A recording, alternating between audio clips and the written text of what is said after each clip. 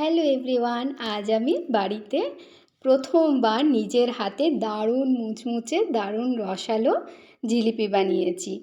আর এগুলো খেতে কিন্তু দুর্দান্ত হয়েছিল। তো আপনারা যারা বাড়িতে এরকম সহজে জিলিপি বানাতে চান তারা রেসিপিটা অবশ্যই দেখতে পারেন। এর জন্য আমি একটা বাটির মধ্যে নিয়ে নিলাম 1 বাটি মতো চিনি আর 1.5 বাটি মতো ওই একই বাটি জল দিয়ে দিলাম। এবারে ওভেনটা অন করে আমি এই চিনি আর জলের যে মিশ্রণটা এটাকে আমি একটু ফুটিয়ে নিচ্ছি। আর চিনিটা গলে গেলে আমি এর মধ্যে অ্যাড করে দেবো এলাচের গুঁড়ো সামান্য, আর দিয়ে দিচ্ছি কেশর।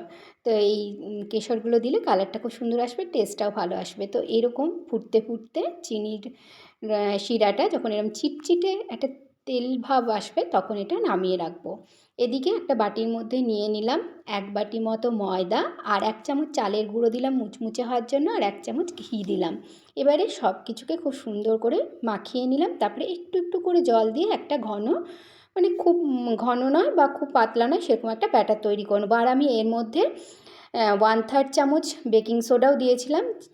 তো এবারে খুব সুন্দরভাবে ফেটিয়ে নিতে হবে একটু সময় ধরে। তারপরে খুব সুন্দর করে যখন ফ্যাটানো হয়ে যাবে, একটু ফ্লাফিনেস চলে আসবে, তখন আমি এরকম একটা দুধের প্যাকেটের মধ্যে এই ব্যাটারটা ঢেলে নিচ্ছি।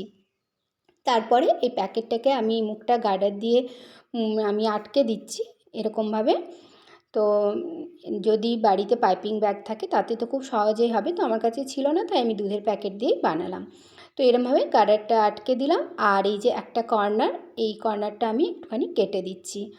তো এরকমভাবে কেটে দেওয়ার পরে এদিকে ওভেনে একটা প্যান বসিয়ে আমি সাদা তেল দিয়ে দিয়েছিলাম। তেলটা একটু গরম হয়ে গেলে, ভালো মতো গরম হয়ে গেলে আমি এরকমভাবে জিলিপিগুলো তো প্রথমবার বানাচ্ছি, তো একটু এরকম হয়ে গেছে, কিন্তু খেতে কিন্তু দারুণ হয়েছিল। তা আপনারাও বাড়িতে বানাতে পারেন কিন্তু।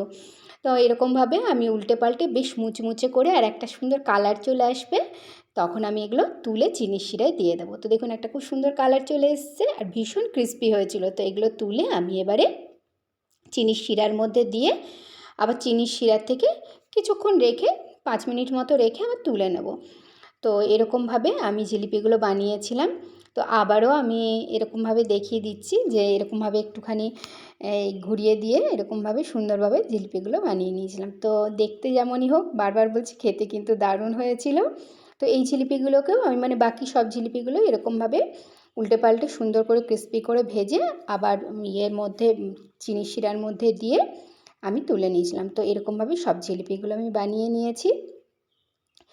বানাতে তো ভীষণই ইচ্ছে করছিল, তো সাহস হচ্ছিল না, তা সাহস করে বানিয়েই নিলাম। তো আপনারাও বাড়িতে বানান আর এরকম মুচমুচে রসালো জিলিপি এনজয় করুন। Please please do like, comment, share and subscribe to my channel. Thank you so much.